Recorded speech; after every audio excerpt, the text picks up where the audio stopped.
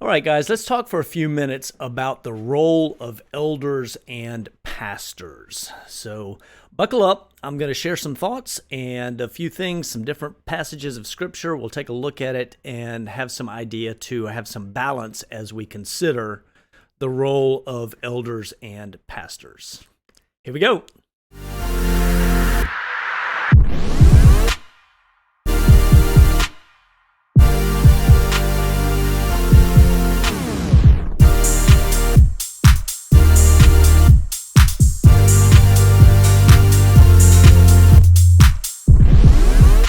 All right, guys, so recently I've had, I guess for the last several weeks, I've kind of had this prompting I need to talk about elders and pastors and kind of the roles that we have that we see in Scripture.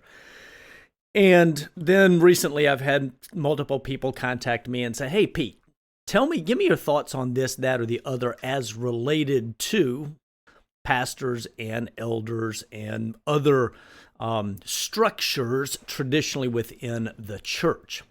And because this is important with regards to the larger picture of Kol Israel and the restoration of Kol Israel. Now, when I say Kol Israel, K-O-L, Kol Israel, that means all Israel. That's related to both houses, the house of Israel, the house of Judah, and all of those pieces, parts.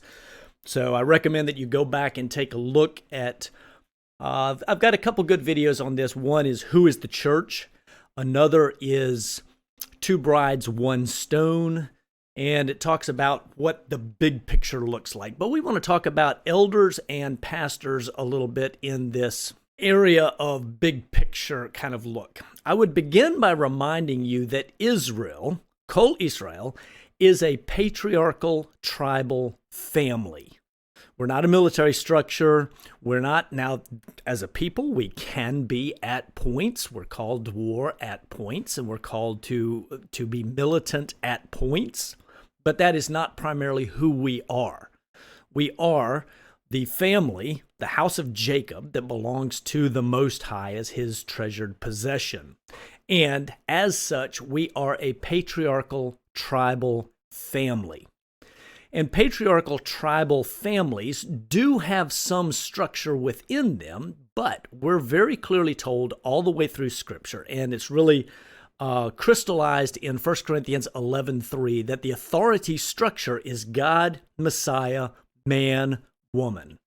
We don't see God, Messiah, church structure or church hierarchy, and then man, and then woman. Now, there are a lot of denominations out there, or denominational groups, or other organizations that will try to put all this structure in place. But the bottom line is that's not really the way this works. So what we want to do is we want to take a look at big picture. Now, part of what I'm going to be talking about comes from a book I wrote titled Authority, Headship, and Family Structure According to Moses. And it begins by building the foundation from the Torah, but connecting it throughout Scripture over and over and over again. And the foundation really is a man, or the man, and his family and his house. And a collection of men are then a clan. Typically, in ancient times, they would have all been related, familial relations, so that out of that there might be a patriarch, or an older man who is responsible for, or there may be responsible for an extended family, larger family, not so much as a boss or controlling agent, but he's the wisdom, he's the wise counsel, he's the one that ultimately helps to give wisdom and guide the family. Okay, so it's not the hierarchical structure that's there isn't a master bond-servant relationship between fathers and sons. Ultimately, once a son comes of age, it's God, Messiah, man, woman. The Torah, or the instructions of the Most High given through Moses, it's not Moses' Torah, it's the Torah of the Most High that's given through Moses, binds us together. It gives us a framework for how to function as a larger group, as a larger family, and gives some guidelines on how the parts work. But a lot of this was culturally understood, and it doesn't get spelled out super well in Scripture. What I would say, though, is that the elders, if you go do a study in Scripture, I don't know, the word elders comes up something like 190 times or something like that. It may be more than that. I don't remember exactly. But if you do a study in Scripture of elders, one of the things that you will find out is that almost always the reference is to the older men who have the wisdom, who sit in the city gates. They're the ones who, they're not controlling, they're not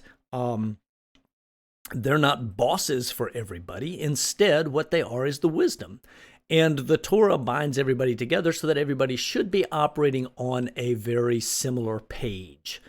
There are minor differences in how that might be understood or worked out or played out. Typically, what will happen in a family that everybody is reared in the same household or in the same community, the praxis will be fairly similar for everybody, and the understanding will be fairly similar for everybody.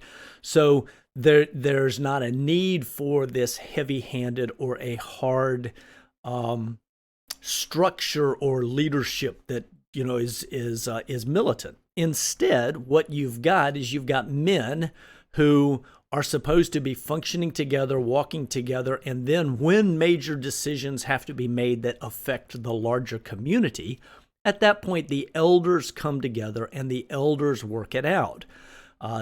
And I get the impression from Scripture that the elders generally would come to a consensus through discussion, and then maybe ultimately, the wiser heads would prevail or what have you.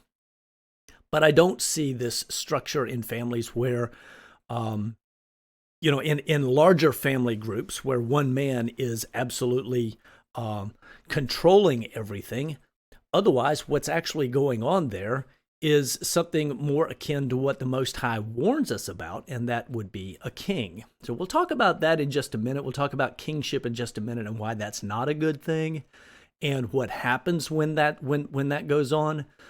But we want to talk, first of all, about big picture Kol Israel and the role of elders and pastors.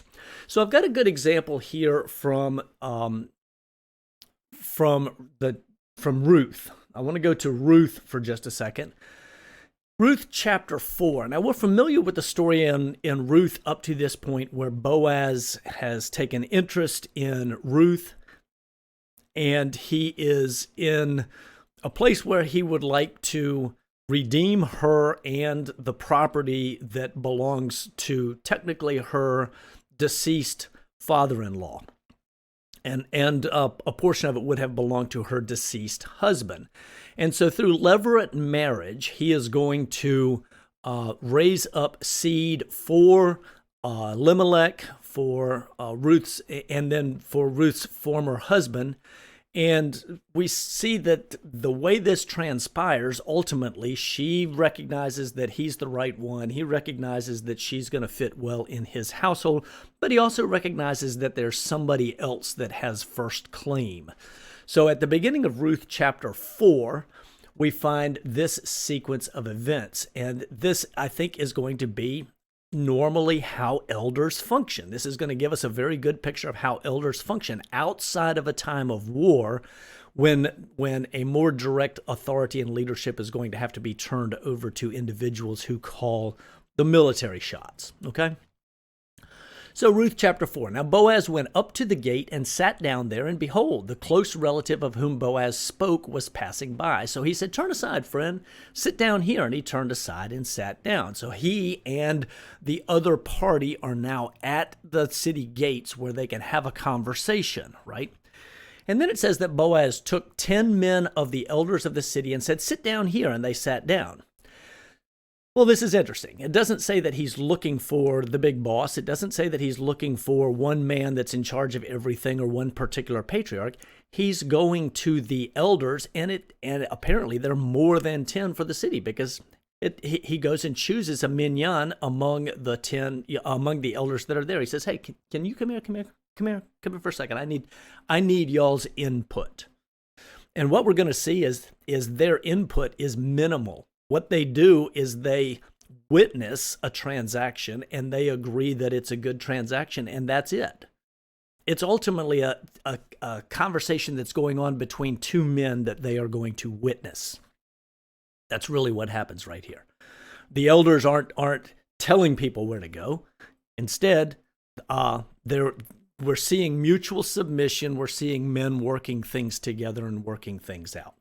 But it says, then he said to the closest relative, Naomi, who has come back from the land of Moab, has to sell the piece of land which belonged to our brother Elimelech. So brother Elimelech here is going to be not a direct physical brother. I think this is going to be somebody that's a near kin to both of them, only he's a nearer kin to the other man.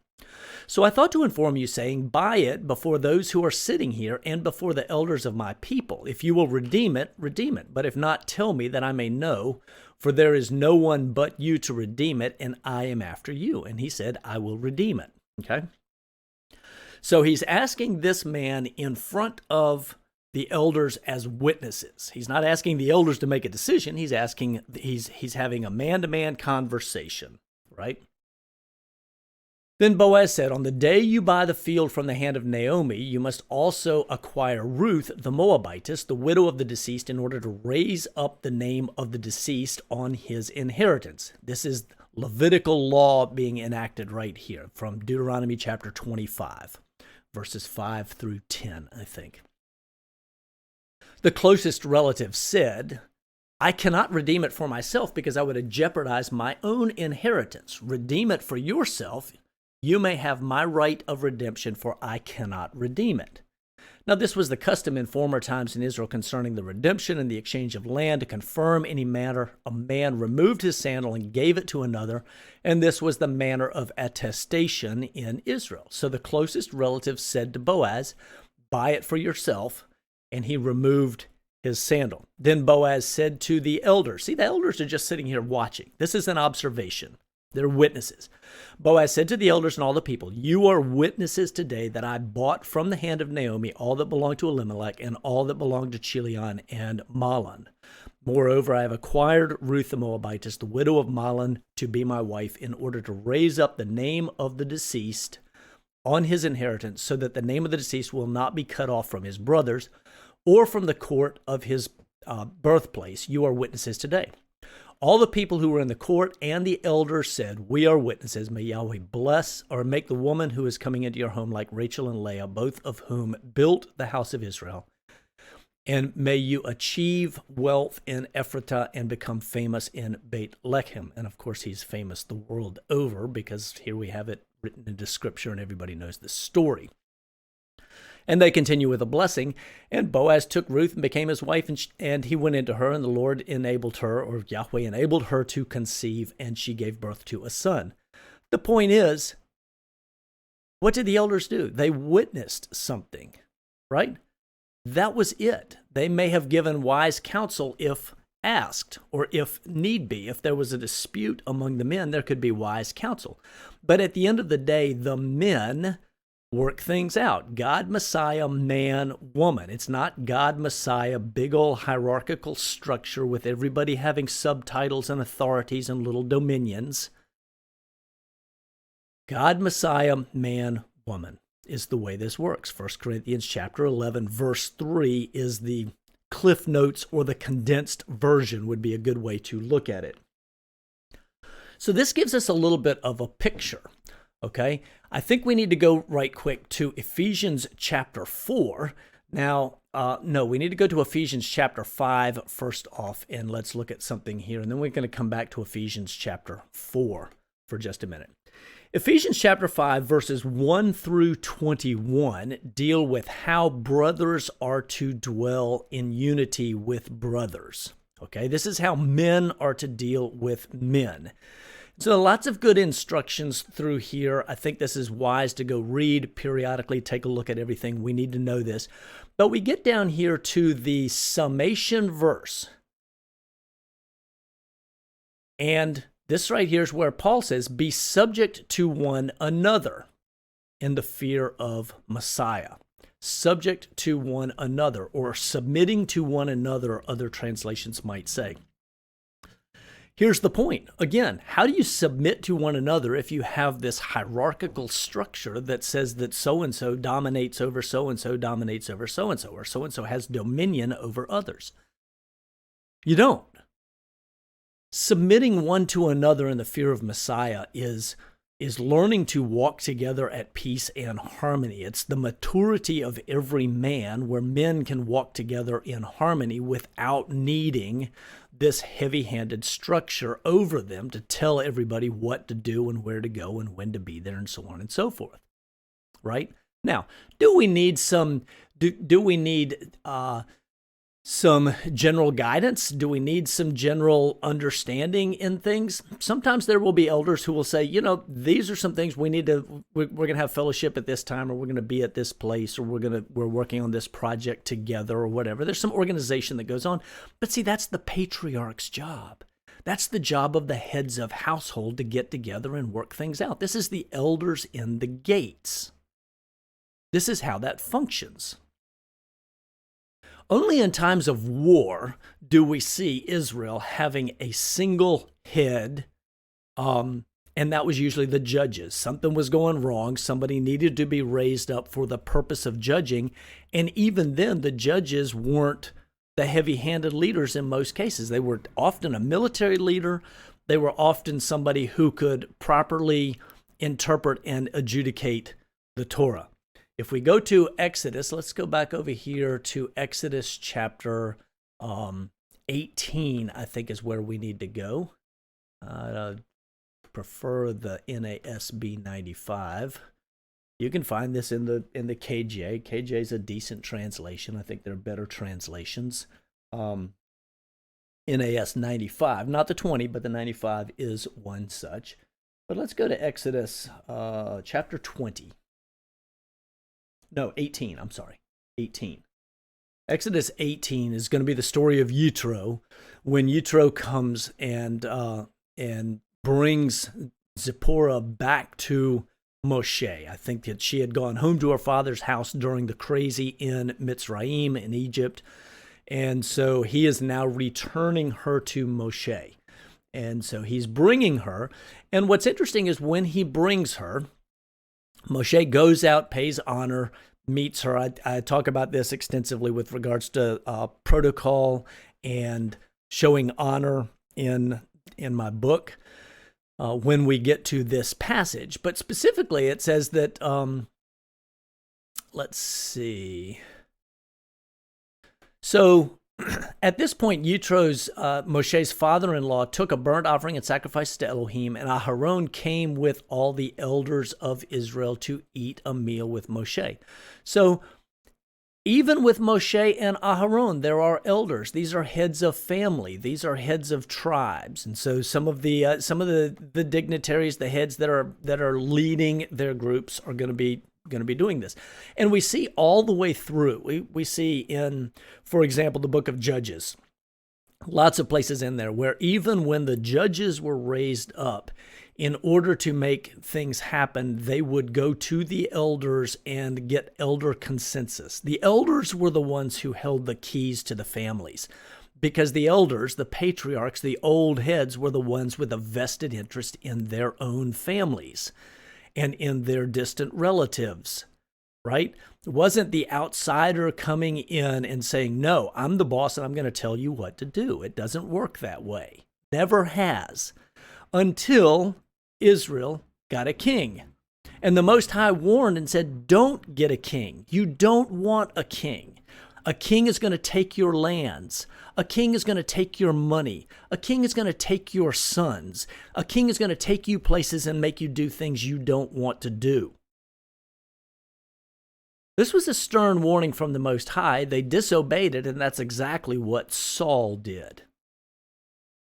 Took lands, taxed them, taking their money. He took authority away from many of the elders and consolidated it into this place that then he misused it, misappropriated it. David was a a much more righteous king and led Israel well. He was the example of the good shepherd. But at the end of the day, who is our king? Our king is the Messiah. We don't have an earthly king, and we don't have a Moses now. There is no Moses. There are, I think we're given men on occasion that can stand up and be leaders, but they will be good leaders. But even then, we need to be very careful placing our allegiance to a man, okay? So elders and pastors, we need to look a little bit more at this. So we've got the elders here, and then Moshe, of course, judges from morning to evening, and Yitro tells him, this is not a good thing. You need to find good, wise, discerning men that are solid. Let's see. Select out of the people able men who fear God, men of truth, who hate dishonest gain. You shall place these over them as leaders of thousands, hundreds, fifties, and of tens. Let them judge the people at times, and let it be that every major dispute they bring to you, but every minor dispute they themselves will judge. So it'll be easier for you, and they will bear the burden with you. The point being that everything doesn't go to a centralized authority unless it is too hard for the elders or the patriarchs, in this case, the judges, okay? So the judges at the lower levels to handle.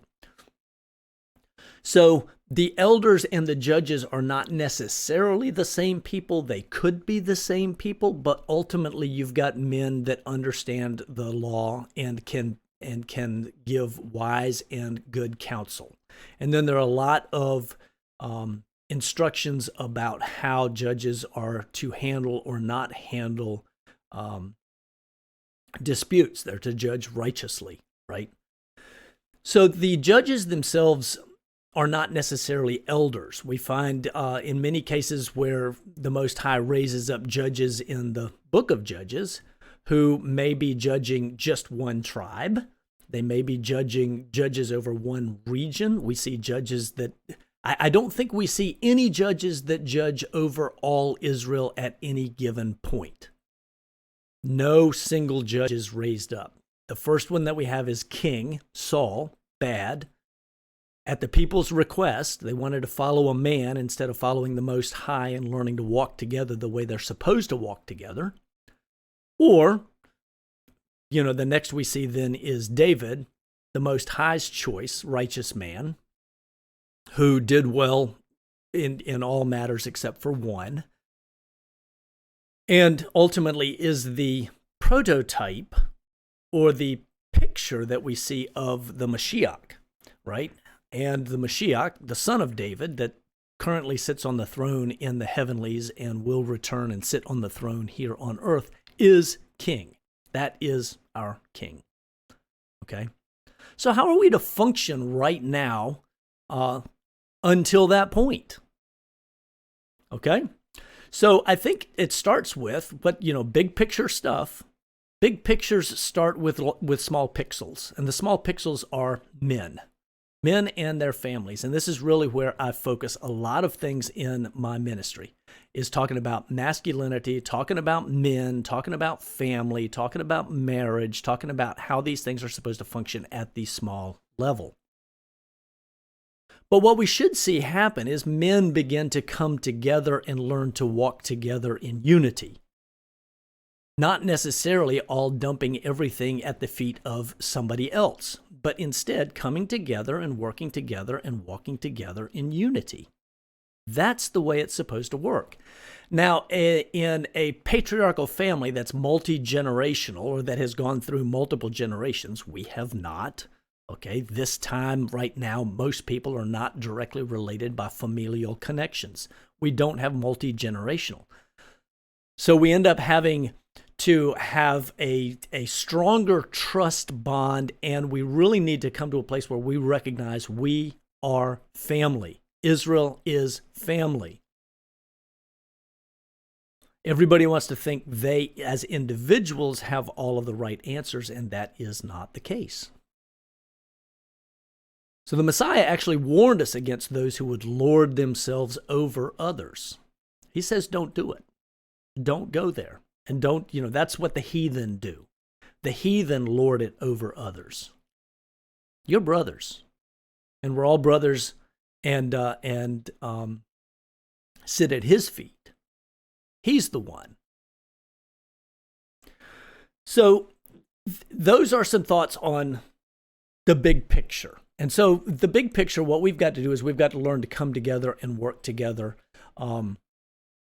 And I've got thoughts on how that should look like, but I don't think we need to go through that right here. One of the things that I do want to talk about, though, is I want to take us to Ephesians chapter 4.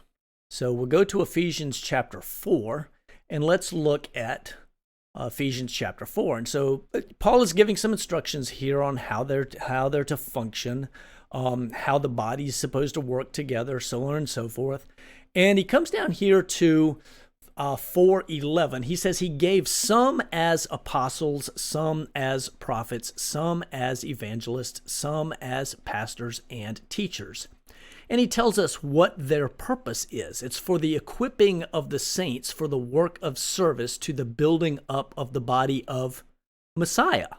Okay? Not building up of the body of somebody else. And these are not boss positions. None of these are boss positions. You may see a judge that has prophetic abilities. We see that maybe with Samuel. We see that with some of these others. You see Moses as functioning as a prophet, right? However, and we see some kings having some of these. They, David functioned as a shepherd or as a pastor. He functioned as a prophet. He prophesied. But none of these are positions of leadership, primarily. These are gifts that are given, men that have abilities to do these different things, and it's primarily for equipping other people. It's not for, building themselves something. Okay?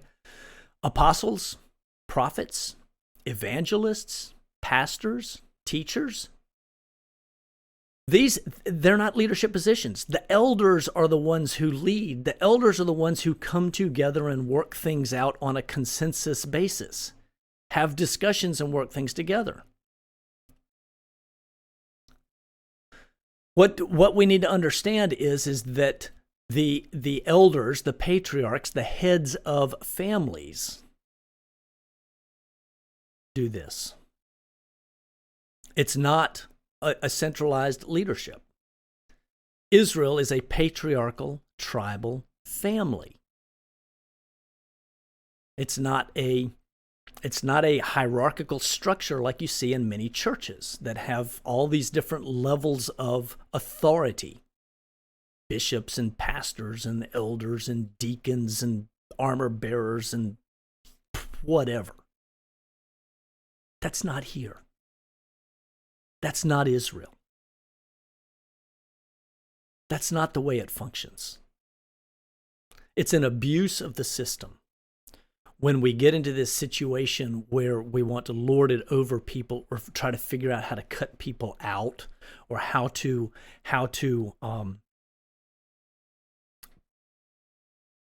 I just have to be careful here. It's an abuse. It's an abuse of the system. And it's something that needs to be discussed in a broader level.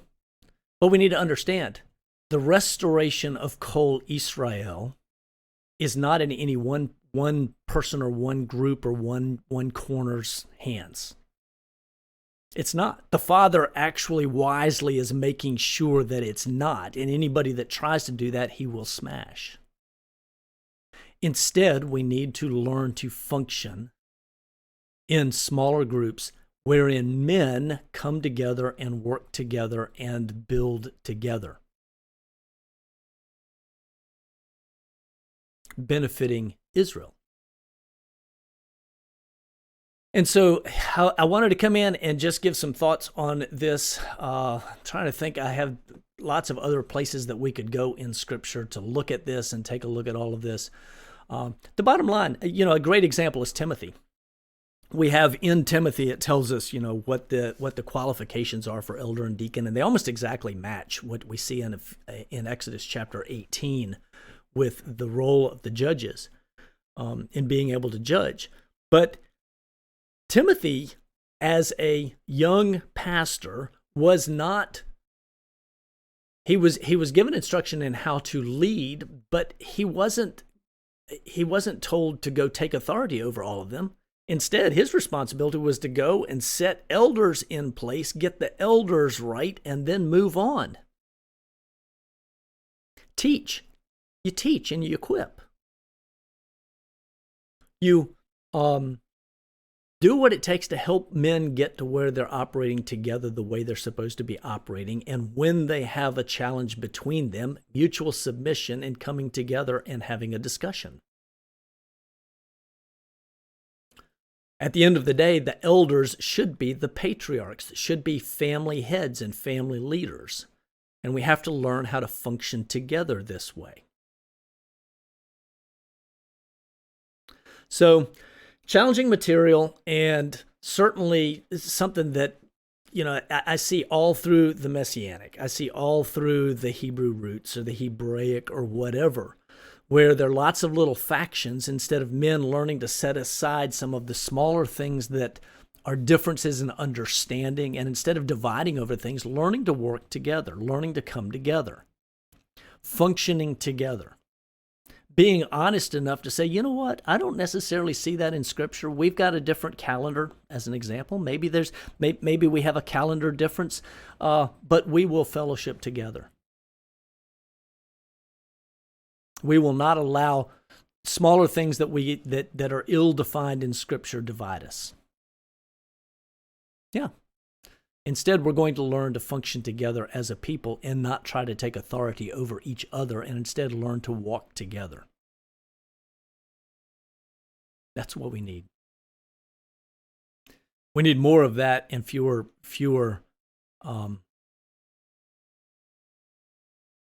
people trying to be the end-all, be-all, know-all, do-all.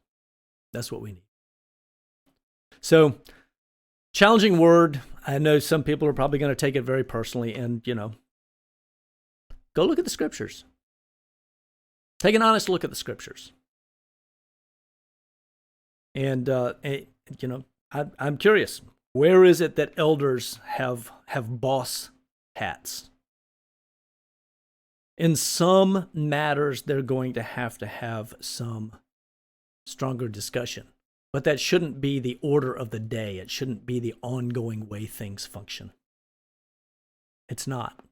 We're not a military structure. We're not a corporation. We're not... Kol Israel always comes up from the ground, up from the grassroots. It's not a top-down situation. In every top-down organization that tries to build Israel that I've witnessed, and I've seen a few help to build one for a while, every top-down organization comes apart. I have yet to see a single one, not a single one, be able to do what it needs to do from the top down. It's not about the organizational structure from the top. It's about building the men from the bottom and developing the men so that men are walking together in unity and not trying to fall into some sort of formation. Our strength lies in our strength lies in our unity without our uniformity. Maybe that's one way to put it. Our strength lies in our ability to work and walk together without all answering to a single person apart from our Messiah. He's the one building the body. So, I love you guys. I really do. I love you guys. And I hate to have to give hard words, hard truths. But the hard truth is that if we're going to function as the people of the Messiah, if we're going to function as Kol Israel, We've got to stop assuming that we're the only one with all the answers and instead start looking around and recognizing that, you know what, maybe the Father's gifted other people. Maybe we're just part of the people. Yeah, maybe we're just part of the people. Maybe there's actually a big, rich, diverse,